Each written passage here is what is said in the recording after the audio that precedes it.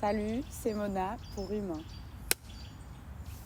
Et si je dois raconter un truc sur moi, j'ai une fâcheuse envie parfois quand je vois des soucis dans la rue d'appeler la police. Ça me fait kiffer d'appeler la police, voilà.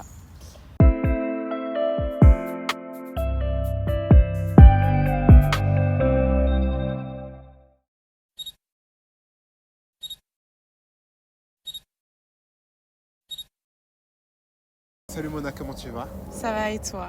Ça va super. Merci à toi d'être là. On est dans le thème de la météo belge. Ah, C'est clairement pas ensoleillé, ça malgré c'est ça, tu es sûr. là. Euh, Humain, c'était aussi ça, l'idée, c'était de rencontre. Alors, rencontre au sens propre, au sens figuré, là, ça prend vraiment tout son sens, vu que Ouais. autant il y a des gens que je connais un peu avant l'interview, mais on se rend compte quand même parce que tu apprends plus sur ces personnes. Autant là, tu es quelqu'un que je vais totalement apprendre à connaître maintenant. Ouais. Donc, j'ai hâte et je te remercie déjà pour la discussion. Bah, avec grand plaisir. Alors, dans les interviews humains, je suis un grand fan de rap, il y a toujours du rap. Je viens de me rendre compte qu'il y a un pattern à chaque fois, parce que je considère que les rappeurs sont un peu les philosophes du 21e siècle. Il y en a un, Youssoupha, très Ouais. grand rappeur, qui a dit « Vieillir est obligatoire, mais grandir est un choix ». Ouais. Mais avant d'aller plus loin, j'ai envie de te demander, est-ce que tu es d'accord, mais aussi, si oui, c'est quoi grandir finalement? C'est à la fois très compliqué comme question, mais en même temps, je pense que c'est un peu, on va dire, la vie qui nous met ça un peu devant nous. Et puis à un moment, il faut faire un choix. Je pense que grandir, c'est vraiment faire un choix pour soi. Et en fait, la vie nous met face à des défis. Et je pense que les relever, choisir d'y aller, c'est vraiment se mettre face aussi à soi-même. Et quand on est face à soi-même, je pense que c'est ça qui nous permet aussi de grandir et de se regarder aussi, pas forcément se regarder esthétiquement, mais vraiment se regarder en tant que personne. Et du coup, moi j'ai l'impression que c'est tous les moments où j'ai cru que j'allais pas y arriver, ou les moments où je me suis dit ah ouais quand même là c'est compliqué, j'y vais ou j'y vais pas. Et ben j'ai l'impression que toutes les fois où j'y suis allée, ça m'a permis d'avoir du recul sur moi et de me dire ok là je pense que je suis arrivée à un stade où j'étais pas à ce stade là avant, et donc c'est ça qui fait que je me sens grandir et pas forcément vieillir quoi, parce que là j'ai 27 ans par exemple. Enfin non, j'ai pas encore 27 ans. Waouh! Mais dans ma tête, c'est comme si j'avais 27 ans. Enfin, pas vraiment dans ma tête, mais je sais que je vais avoir 27 ans le mois prochain. Là, dans un mois, j'ai 27 ans. Et je me sens pas du tout comme quelqu'un de 27 ans. Par exemple, ma mère a accouché de moi à 27 ans. Je me sens pas du tout capable de faire ça. Mais je me sens déjà... Enfin, je me sens quand même assez grande dans ma tête, mais je me sens pas aussi vieille, quoi. C'est très intéressant comme point de vue. Il y a quelque chose il y a quelque chose que tu as dit et que j'ai trouvé intéressant, c'est le fait d'être mis face à soi-même. Ouais. C'est pas un exercice facile du tout. Non. Et pourtant, j'ai l'impression qu'on a tous été obligés, quelque part, il n'y a pas si longtemps, d'être mis face à soi-même, Ouais. face à nous-mêmes, avec le Covid. Ouais. Est-ce que c'est une période qui a accéléré ce processus pour toi? Je pense, oui. Parce que des fois, je repense à comment j'étais avant le Covid. J'étais complètement insouciante. C'était un moment aussi dans ma vie où c'est pas que je m'en foutais de tout, mais je sais que je sortais énormément.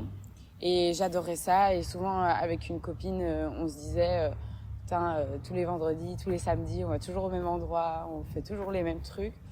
Et un jour, je pense que dans nos discussions, on s'est dit, tu te rends compte, s'il n'y avait pas eu le Covid, combien de temps cette période aurait duré?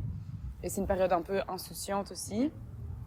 Et, euh, et en fait, avec ce Covid qui pour moi a vraiment duré 2 ans, même 2 ans et demi, parce que je me dis que même une fois que tout a réouvert, tu vois, il y a un peu les conséquences un peu de tout ce qui s'est passé, où on prend quand même conscience des choses, et donc c'est comme si ça continuait. Et à partir du moment où je me suis dit, ces 2 ans, si je les avais pas eus, je pense que je serais pas qui je suis aujourd'hui. Mais en même temps, ça a été bénéfique, je pense, pour me poser plein de questions plus personnelles. Et je pense que tout le monde s'est posé des questions à la fois par rapport à soi-même, mais aussi par rapport à qu'est-ce que va être l'avenir en général pour tout le monde. Et donc, du coup, je pense que oui, ça nous a mis dans des situations où on a dû être face à nous-mêmes, mais aussi beaucoup face aux autres.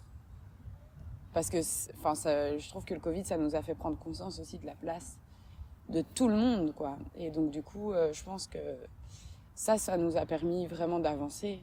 Ouais. Tu sais, il y a pas longtemps, j'ai eu une autre interview humain. Ouais. Et c'était encore une autre thématique. C'était une fille qui parlait du fait elle avait découvert il y a quelques années qu'elle avait une maladie. Elle s'appelle Chloé. Et de là, la discussion s'en est suivie. Et elle pensait qu'il fallait avoir, à un certain moment, il fallait qu'on ait une claque pour que s'opèrent de gros changements en nous. Et que c'était pas tout le temps, mais presque souvent inévitable d'avoir cette claque pour avoir le changement derrière. Est-ce que tu penses que c'est un peu le même processus pour grandir? On a besoin, entre guillemets, je sais pas, d'une claque ou du moins d'un électrochoc pour pouvoir derrière passer ce step suivant? Avec ici le Covid par exemple, mais pas forcément que le Covid, mais d'autres exemples aussi. Ben, il y a une part de moi qui espère pour tout le monde que ce ne sera pas un électrochoc. Parce que c'est dur à vivre, je pense. Mais après, c'est vrai qu'il y a des expériences où, oui, avoir ce moment-là dans sa vie où on se dit mais tout n'est plus pareil, où on a vraiment l'impression, je pense, qu'on est sur, on va dire, comme une ligne assez stable et qu'à un moment, ça chute complètement. Je pense que ça permet évidemment de grandir, mais il faut avoir les armes aussi pour y arriver. Et ça, je pense que la famille, les amis, les gens qui nous entourent, c'est vraiment des choses qui font que ça nous fait du bien, quoi. Ouais. Et donc, du coup, ça nous permet d'avancer, de vraiment prendre cet électrochoc, mais d'en retirer du positif. Ok, très bien, je vois. Ouais, je suis assez d'accord. Là, du coup, tu l'as compris pourquoi je parle de grandir. C'est parce que dans la discussion qui précède l'interview, on a parlé un peu des étapes de la vie, mais notamment de cette étape qu'on se retrouve entre tes 24 et tes 26, 27 ans. Ouais. Dans cet endroit un peu bizarre, je ne saurais même pas comment le qualifier, où t'es entre guillemets, t'as des gens, t'as des amis qui ont fini leurs études, d'autres qui n'ont pas fini, puis d'autres qui emménagent ensemble, d'autres qui se marient, et puis d'autres qui ont des enfants. Voilà, c'est un peu un grand melting pot. Et moi, je voulais savoir comment toi, comment tu gères ça, parce que j'imagine que t'es encore aussi un peu dedans, mais comment a été toute cette période quand tu t'en es rendu compte, quand tu t'es rendu compte que oh mon Dieu, là je suis là, il y a tout ça qui se passe. Ouais. Comment tu gères ça? Parce qu'on parle beaucoup de la période quand tu passes de l'enfance à l'adolescence, parce qu'il y a beaucoup de changements qui opèrent, et pas tant que ça de l'adolescence à la vie de jeune adulte, alors qu'en vrai, il y a de gros changements aussi. En fait, j'ai l'impression que l'adolescence, je sais pas si toi on te disait ça, mais moi je me rappelle quand j'étais en primaire avec les copains, on était toujours en train de poser des questions par rapport aux grands frères et aux grandes sœurs. Et toi, est-ce qu'il fait sa crise d'adolescence, tu vois? Et du coup, moi je me rappelle, j'avais des exemples d'amis qui me disaient ouais, moi ma sœur elle est rentrée complètement bourrée, elle par exemple ça va pas du tout au niveau des études, elle fait vraiment une crise, elle hurle sur mes parents. Et donc il y avait quand on est pré-ado, enfant, j'ai l'impression qu'il y a une vision très claire de ce qui nous attend quand on va être adolescent. Okay. Et je trouve que une fois qu'on sort de l'adolescence, il n'y a pas de vision claire du tout. Et du coup, c'est ça qui est un peu alarmant parce que d'un coup, c'est comme si tu avais mis un pied dans un truc et qu'en fait, tu étais en train de te dire « Attends, mais je suis à quelle place là maintenant? Il se passe quoi pour moi? Comment ça se fait que je me suis retrouvée là ?» Ça aussi, je me suis déjà dit comment ça se fait que là, maintenant, je me retrouve ici à plus du tout avoir des envies qui correspondaient à comment j'étais adolescente. Et puis, adolescent, j'ai l'impression que notre vie, elle est aussi très régie par tous les amis qu'on a autour de nous. Et on regarde comment chacun évolue. Et donc, c'est un peu, tout le monde évolue soit de manière différente, mais on a un peu tous les mêmes étapes, les mêmes moments de sortie, les mêmes trucs, et on est très en groupe. Et moi, le moment où je me suis rendu compte que j'étais vraiment adulte, c'est quand j'avais plus personne. Enfin, plus personne. Si, j'en avais certains, mais j'en avais beaucoup moins. Et là, ça a été un électrochoc parce que je me suis dit, mais comment ça se fait? Qu'est-ce que je fais, moi, de toutes ces bases? Comment je gère, ouais. Comment je gère? Comment j'évolue sans des bases qui ont été très importantes pour moi? Et en fait, c'est possible.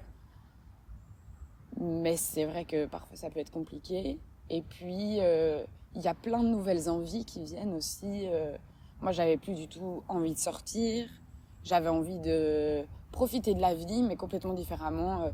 Faire des bons restos, rentrer tôt, boire des tisanes Toi, avec les amis, bien au chaud. Regardez, j'ai acheté mon nouveau plaid. Enfin, vraiment des trucs où... Parfois, même quand je me retrouve avec des copines et tout, la dernière fois, on a eu un débat sur quel est le meilleur aspirateur à choisir en ce moment. Et on s'est vraiment dit... Non, mais là, on a changé de discussion, quoi. Avant, c'était les garçons, les nouvelles aventures. Bon, c'est toujours là, mais... ça a une place différente. Ça a une place complètement différente. Et aussi, le moment où ça m'a beaucoup rassurée de vivre ça, c'est quand j'ai fini par en parler avec plusieurs personnes en disant je me sens super seule, j'ai l'impression de ne plus voir personne, d'être complètement décalée. Et puis j'avais plein de potes qui avaient commencé à travailler et qui m'ont dit non mais nous aussi on se sent hyper seul, ça nous manque. Et donc maintenant on doit prendre des rendez-vous pour se voir, c'est plus je t'appelle, je me déplace, je fais mon truc. Et donc on prend des rendez-vous, on s'organise, on a vraiment des moments beaucoup plus de qualité, où on discute vraiment de vers où on a envie d'aller. Okay. Et donc ça, c'est un peu ce qui fait qu'on devient adulte, mais ça arrive comme ça, quoi. Et on n'est pas forcément préparé. Et j'ai vu, le moment où ça m'a fait du bien, c'est quand j'ai vu que j'avais des potes qui le vivaient pas bien aussi. Et donc ça m'a rassurée parce que je me suis dit, ok, c'est un processus, c'est pas que moi. Même s'il y a on va dire des facilitateurs qui m'ont mis dans ce processus et qui ont fait que j'avais peut-être pas forcément envie de vivre ça et devenir adulte tout de suite, je le suis devenue et voilà, c'est pas grave. Enfin, quoique, j'espère que je suis pas 100% adulte non plus, mais bon, ça c'est une autre histoire. Finalement, c'est quoi, enfin, même si tu as apporté les éléments de réponse, mais c'est quoi être adulte? Parce que je sais pas, j'espère que je suis pas 100% devenue une adulte, mais... Ouais. Être adulte, c'est compliqué. Je pense que être adulte, c'est plein de responsabilités qu'on n'a pas forcément envie d'avoir. Tu vois, quand on est gamin et qu'on dit qu'est-ce que tu veux faire plus tard, quand tu seras grand, moi je veux faire ça, mais tu sais pas que tu auras des factures, tu vois. C'est un peu exagéré ce que je dis, mais enfin peut-être pas exagéré, mais bon, c'est un peu raccourci, mais tu sais pas non plus qu'à un moment tu vas devoir signer un contrat et que tu t'es vraiment engagé dans un truc et tout. Donc à la fois c'est beaucoup de responsabilités, c'est prendre conscience aussi de qui on est, je pense, sur la planète, vraiment se regarder au final. C'est se regarder et se dire ok, là je suis ça et qu'est-ce que j'ai envie d'être dans ma place et pour les autres et dans ma manière d'être bienveillant ou pas, enfin voilà. Et je crois aussi que c'est se réconcilier avec l'enfant. Ok, c'est intéressant, tu peux développer? Se réconcilier, pourquoi se réconcilier? Parce que justement, j'allais te demander, est-ce que tu penses que quelque part, il n'y a pas une part d'enfance qui reste toujours en nous? Ouais. Mais du coup, se réconcilier avec l'enfant. Dans quel sens? J'ai l'impression que l'adolescence, je sais pas si tu as vu la bande-annonce du prochain Vice Versa. Non, je suis désolé, j'ai une culture, si tu me demandes. Bon, c'est pas grave, hein, c'est pas grave, je peux te l'expliquer, mais est-ce que tu as déjà vu Vice Versa ou pas? Ça me dit quelque chose, mais du coup, je l'ai pas dit, Donc, je l'ai pas vu.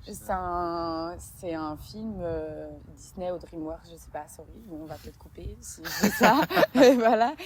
Et du coup, en fait, ça parle de l'enfance d'une petite gamine, quoi. Et t'as plein de personnages dans sa tête qui représentent des émotions. Donc, par exemple, t'as colère, t'as tristesse, t'as joie, t'as peur, et t'as dégoût, je pense. Et donc, tu vois tout ce qu'elle vit dans l'enfance et comment ces personnages gèrent ça. Et elle a un moment de sa vie où elle vit un truc un peu triste. Et donc, elle perd la joie. Et en fait, tout ce film raconte comment la tristesse a pris le contrôle, on va dire, de son corps. Et comment est-ce que la tristesse va faire en sorte que la joie revienne. Enfin, voilà, parce qu'elle vit un truc pas facile.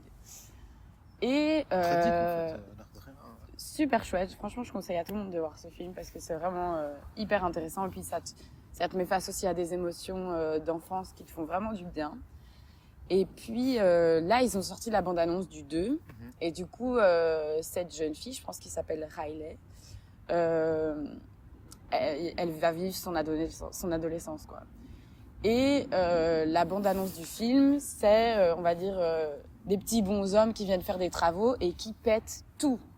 Donc, on va dire qu'ils détruisent toutes les bases et ils arrivent et ils cassent tout. Et il y a un nouveau personnage qui arrive et donc tous les personnages sont un peu choqués. Ils disent, mais alors, c'est qui celui-là? Il dit, salut, moi, c'est l'anxiété. Ah ouais, ok. Et donc, du coup, on comprend qu'il y a d'autres personnages qui vont arriver, mais je trouve que l'image de tout casser, d'arriver, que cette anxiété arrive, même si on la comprend forcément, enfin, pas forcément quand on est ado, ça nous déconnecte. Et ça nous fâche aussi, je trouve, beaucoup avec l'enfant qu'on était. Et donc, on n'est pas du tout en accord avec des désirs d'enfant qu'on avait ou des trucs qu'on aimait bien qui, d'un coup, sont beaucoup moins cool. Ou d'un coup, c'est comme si tout était coupé. Ouais, comme si on s'en voulait d'avoir été un peu naïf, quelque part, tu penses? Ouais, je pense. Je pense que c'est un côté naïf, un côté... se balader avec ses parents tous les dimanches après-midi, en fait, d'un coup, ça devient super chiant. C'est un rituel de merde et les parents, ils n'ont pas compris que la vie, c'était pas la balade, que la vie, c'était, je sais pas, des angoisses d'ado, quoi. Et en fait, une fois que tu deviens adulte, c'est comme si tout ce que tu as aimé enfant, ça redevient génial. Ouais, tu réapprends à le réapprécier. Ouais. Et puis tu te dis, ah mais quand j'étais enfant, je faisais quand même ça, c'est trop cool. Il n'y a pas si longtemps, ma mère m'avait envoyé une vidéo où mon frère replongeait dans ses textes qu'il écrivait enfant, parce qu'on était dans une école où il fallait qu'on écrive des textes, et des bulletins, et de ce que les profs disaient, etc. Et il était super content, quoi. Et ça le faisait rire, ça lui faisait du bien.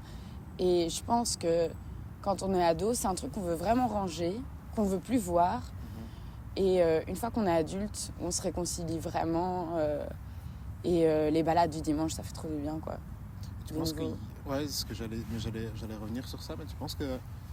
Est-ce que c'est une forme de nostalgie ou c'est vraiment une réconciliation ou alors peut-être que la nostalgie aide à la réconciliation? Parce qu'il y avait... Je suis vraiment dans le cliché parce que je le cite à chaque interview, mais tu sais...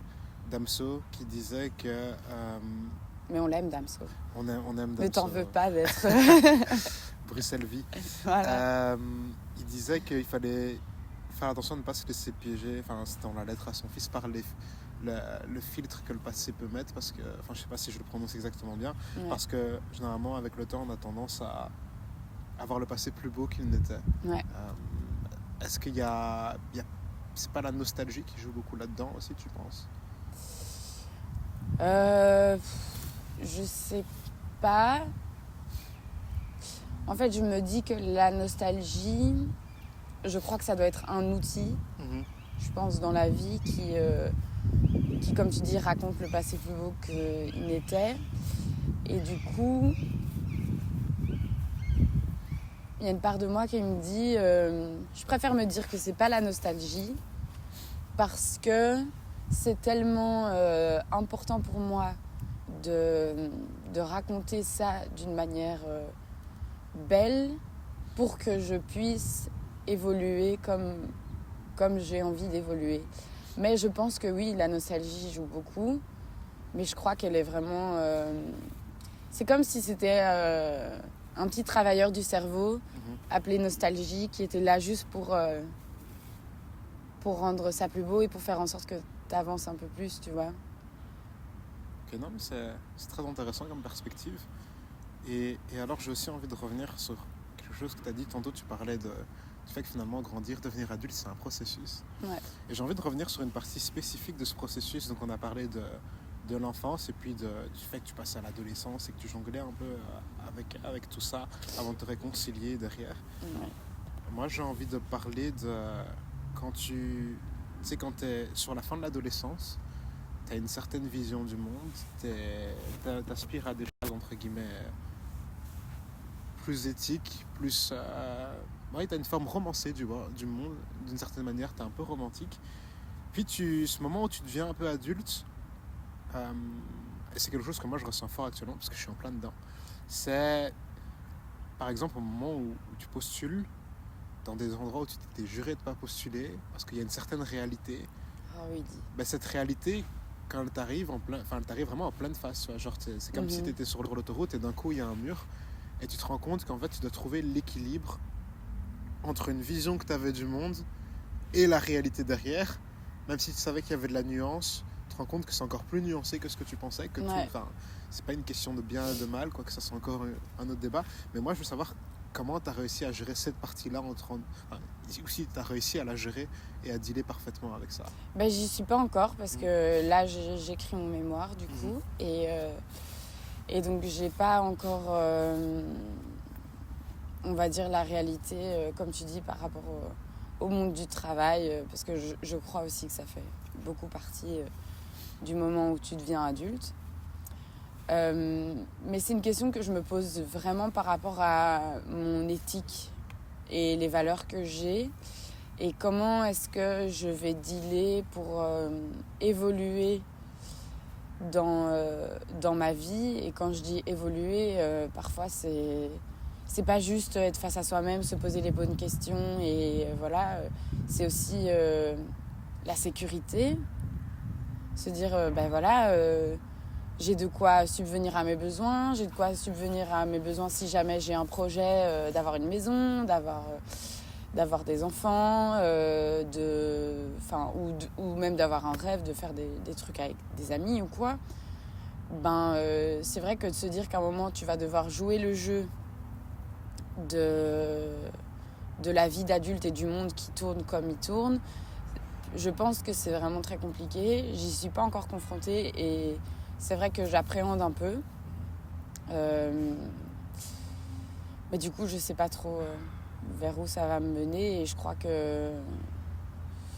qu'en fait, c'est difficile d'être face à un discours aussi qu'on a beaucoup, je pense, quand on est en train de se construire. Vous êtes les adultes de demain, vous allez changer les choses, etc. Spoil alerte, c'est pas tout à fait vrai.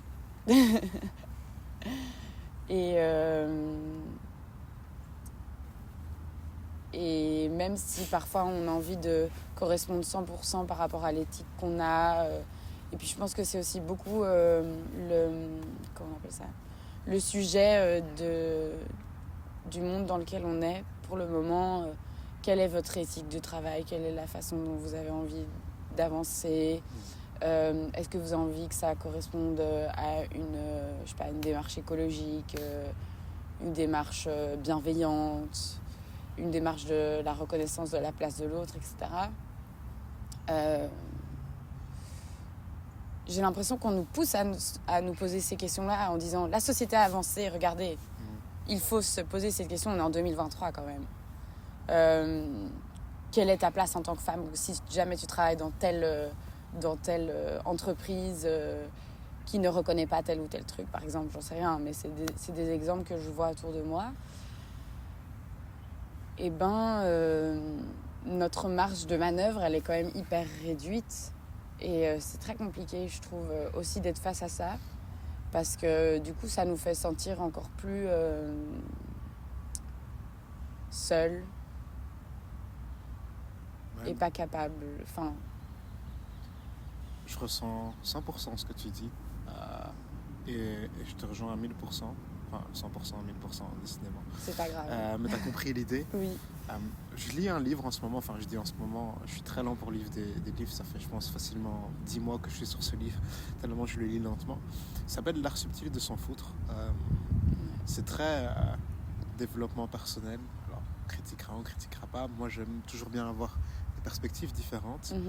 Très rentre dedans comme livre, et en gros à un moment il y a différents messages clés, mais il y a ce message qui est un peu quelque chose qui vous aidera, c'est de finalement ne pas vous voir quelque part spécifiquement. C'est un peu vous n'êtes pas entre guillemets si beau que ce que vous voulez croire, et ne vous mettez pas à cet endroit-là spécifiquement. Et justement, là où je veux en venir, c'est que avec toute cette pression que la société peut te mettre par rapport à ok, tu dois réfléchir à ceci, cela, et si finalement la solution c'était juste de se dire, et c'est encore bête et ça rejoint aussi ce que Damso a dit, c'est qu'en fait il n'y a pas de règles, les seules règles c'est les règles que toi tu t'imposes. Ouais. Mais du coup ça renforce, j'imagine, cette solitude d'une certaine part, parce que tu vas être ok, j'impose mes règles, mais c'est mes règles à moi, je suis seul et la société m'impose ceci, mais je suis seul dans ma réflexion. Comment on fait, c'est pas une question du coup là, c'est plutôt une réflexion par rapport à ça, mais ouais, c'est pas simple dans ces moments là, et ouais, comment on gère finalement cette solitude? Est-ce qu'on l'embrasse pleinement, est-ce qu'on l'accepte totalement? J'ai pas la réponse, mais ouais. J'ai pas la réponse non plus, mais je pense qu'il y a des clés que moi je me suis un peu mise dans ma vie, parce que je sais que je suis quelqu'un qui fonctionne je fonctionne par solution, échec, solution. ok. Donc c'est vraiment on embrasse les échecs, même si c'est très compliqué, mais il faut toujours aller à la recherche de la solution. Et du coup, je me disais que ma solitude va devenir quelque chose, enfin ça va devenir un atout. Et je me rappelle que un jour, c'était vers la fin du Covid, je me sentais vraiment pas bien du tout. J'avais plein de trucs en moi qui faisaient que c'était très très très compliqué. Et j'ai été à l'anniversaire d'une amie à l'époque. Et il y a une fille qui est arrivée à cet anniversaire. Et elle était, j'avais l'impression qu'il y avait un halo de lumière derrière elle. Et je la regarde et je dis, mais tu rayonnes vraiment. Je t'ai jamais vue comme ça. Comment ça se fait que t'es comme ça, quoi? Elle me dit, rien. Je dis, non. Je dis, t'as dû faire un truc, c'est pas possible. Et elle me dit, en fait, j'ai réservé un week-end dans des termes pour moi toute seule. Je viens d'avoir mon permis, j'ai pris ma voiture et je suis partie toute seule.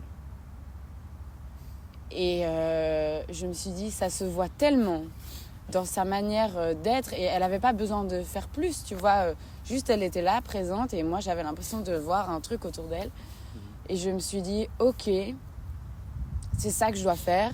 Et 5 jours après, j'ai réservé un billet d'avion pour partir pendant 10 jours à Lisbonne toute seule. Okay. Et ça m'a permis vraiment de prendre ma solitude à bout de bras, mais vraiment en me disant, ok, là, ça va pas, solution, j'y vais. Et donc ça m'a vraiment aidée, mais par après, les moments où je me disais, ok, là, j'ai ma soirée toute seule, ça me faisait du bien. Aller manger toute seule dans les restaurants, alors que franchement, c'est compliqué parce que quand t'arrives seule, j'allais dire, et surtout quand t'es une femme, mais quoique quand t'es un homme aussi, en fait, on s'attend tout le temps à ce que t'attendes quelqu'un. Et qu'en fait, on t'a juste mis un énorme lapin. Et du coup, au début, c'est un peu compliqué, mais assumer d'être au restaurant, de manger un bon plat, de regarder ma série avec mes écouteurs, ça a été un des trucs que j'ai vraiment adoré. Et pas seulement en étant en mode je travaille ou quoi, mais vraiment, ça m'a fait du bien. Donc ça, je pense que c'est une clé. Et l'autre clé, bah, ça s'invente pas, c'est les amis. La force de l'entourage. Ouais. C'est curieux, c'est un truc qui revient, j'ai envie de dire littéralement tout le temps dans l'interview à un moment. Ça aide. Ouais. Franchement, je souhaite à tout le monde d'avoir des bons amis, d'être bien entouré. Parce que tu vois, par exemple, tu parlais du fait que y a un moment, on est là, on se sent hyper seul par rapport à toutes nos pensées, etc. Les amis, ça nous permet de réfléchir ensemble aussi, tu vois. Et même ce que tu fais, par exemple, là, maintenant, je trouve que c'est déjà hyper courageux. Et puis, ça permet à plein de gens de discuter peut-être à travers un écran, tu vois. Mais juste se dire, ouais, là, il y a quelqu'un peut-être qui ressent la même chose que moi. Ou qui se pose la même question. Je me sens moins seule. Et donc, j'ai beaucoup plus de force pour aller de l'avant, ou peut-être pour me dire en fait j'ai postulé dans tel truc, ça me correspond pas du tout, c'est pas grave, je change complètement d'orientation et j'y arrive quoi. Tu leur dirais quoi à tes amis là si tu pouvais leur parler tout de suite spontanément?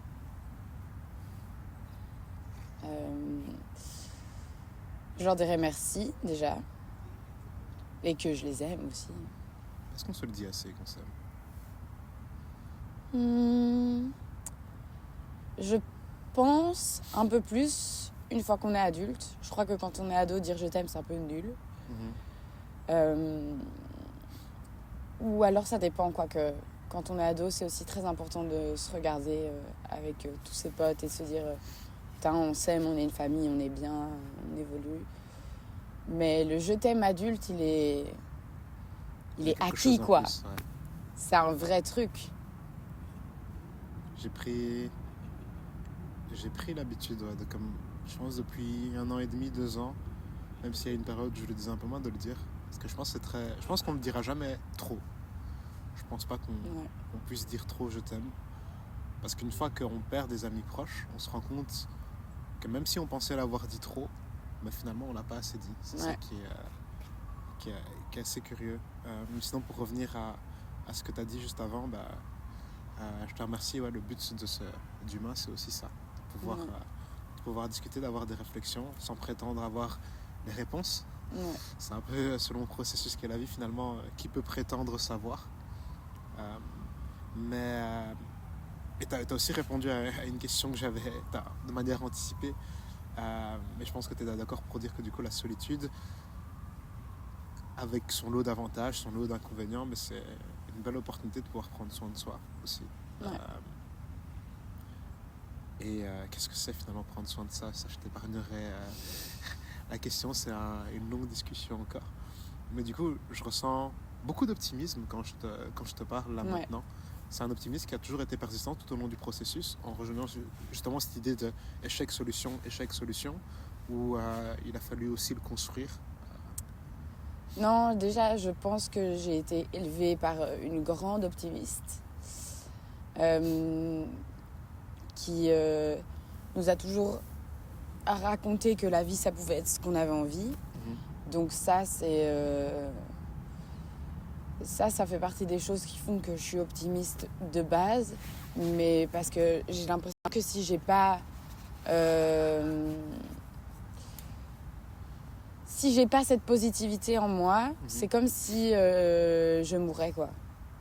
Ok, donc c'est vital, d'une certaine manière. Okay. Ouais, je peux pas... Enfin, il y a des moments où j'ai été super pessimiste aussi, tu passes par ces jours-là, ouais, c'est ça, mais moi, ça me permet pas de vivre, en fait, c'est ça. Et pourtant, j'ai rencontré mon amoureux, là, ça va bientôt faire 3 ans. Félicitations. Qui est un pur pessimiste. Comme quoi, ça équilibre très bien. Et il m'a aussi appris que il y a des moments où on peut se poser et on a le droit de se dire que ça va pas, que la vie c'est de la merde, qu'on n'est pas bien, qu'on n'est pas... En fait, le pessimisme permet vraiment de se regarder et l'optimisme permet de s'en sortir. C'est bien dit. C'est vraiment bien dit. Le pessimisme... Répète un peu, j'aime bien. Je dis, le pessimisme permet de se regarder Et l'optimisme permet de s'en sortir. Ouais, c'est une belle phrase. J'aime vraiment bien. Je pense que je vais la noter après. Ah, ok. Tu Ça vas me- plus citer Damso, tu vas me citer moi maintenant. Mona a dit que. Mais t'as vu, je commence à citer les gens des précédentes Ah, interviews. c'est bien. On arrive doucement à la fin de cette interview, mais j'ai encore quelques questions pour toi. Ouais. Mais déjà, en fait, là, ce que tu as dit, ça m'a fait penser à une musique. Par rapport à ce que ton copain dit, parfois c'est bien de pouvoir se poser et de se dire que ça va pas. Ouais. Et il y a une musique qui s'appelle It's Okay to Cry de Coffee Stones. Je recommande vraiment, c'est une très belle musique. Ouais. Un peu rap, un peu jazz, mais c'est vraiment bien. Parce que souvent les gens voient pleurer comme une mauvaise chose. Moi, je pense que pleurer, c'est la plus noble des manières de faire des manières de montrer que tu ressens les choses, qu'elles soient positives ou négatives. Mais du coup, j'arrive à ma dernière question. Mais déjà, et j'ai envie de la reposer, c'est une question que j'ai posée au tout début, mais je sens que je dois la reposer là maintenant parce que je sens qu'elle a encore plus de sens avec cette idée qu'on est dans le processus Ouais. pour devenir adulte et pour grandir. Finalement, grandir, c'est un processus qui dure toute une vie. Mais comment ça va là maintenant, Moi, ça va. à l'aube des Hier, 27? à l'aube des 27, ça va très bien. Non, mais hier, on se posait la question parce que du coup, j'ai fêté la Saint-Nicolas avec ma maman, mon frère et mon copain. Et on se posait plein de questions par rapport à plein de problématiques que les humains vivent en général. Et à un moment, j'ai dit, mais moi, je sais que maintenant, là, dans ma vie, pour le moment, je suis heureuse. Et je sais que ça va. Et que il y a peut-être plein de choses qui vont encore m'arriver, mais j'ouvre les bras à tout ça. Et c'est tout ce qu'on te souhaite. Ouais. J'ai 2 dernières questions. Et c'est des classiques d'humains, ça revient tout le temps. La première, c'est être humain finalement. C'est quoi être humain? Il n'y a pas de bonne ou de mauvaise réponse. C'est ta définition. Être humain, je l'espère pour tout le monde, c'est savoir prendre conscience de l'autre. Ça, je pense que j'espère que pour tout le monde, en tout cas que tout le monde a la possibilité de ressentir ça, même si je sais que ça peut être difficile pour plein de gens, mais je pense que c'est vraiment prendre conscience de l'autre et avoir cette idée aussi de pouvoir évoluer ensemble, parce que je pense que un humain tout seul, ça sert à rien. Ok. Je pense que être humain, c'est vraiment la capacité de se voir tous ensemble, quoi. Vraiment. Et Je suis assez d'accord. voilà. Dernière question. Si tu dois prendre ton stylo, écrire une lettre, la mettre dans une bouteille et la jeter à la mer pour la Mona on lui souhaite 70 ans, qu'est-ce que tu lui mets dans cette lettre à Mona? Déjà, j'espère qu'elle est mamie. Parce que j'ai trop envie d'être mamie. J'ai même plus hâte d'être mamie que d'être maman. Parce que je me dis, c'est vraiment que le meilleur rôle. Donc, j'espère vraiment que je serai mamie. Et puis, ça, c'est une petite dédicace à mon amoureux. Qu'on salue. Salut. J'espère que je ne serai pas de ces vieux qui disent que c'était mieux avant. Parce que je sais que c'est des discours que j'ai pu avoir à certains moments où je me sentais pas bien. Et mon amoureux m'a toujours dit, mais ça sert à rien de dire que c'était mieux avant. Et je pense qu'il a tout à fait raison. Et j'espère que quand je serai une vieille mamie, je ne serai pas comme ça. Et je me souhaite de rire. Et en réalité, c'est tout le mal qu'on te souhaite. Avant cette interview, j'ai dit que c'était une rencontre. Ouais. Je te remercie beaucoup pour cette discussion. Moi aussi, je te remercie. Ça m'a fait grand plaisir et un tout grand merci pour cette rencontre. Merci beaucoup, Mona. De rien.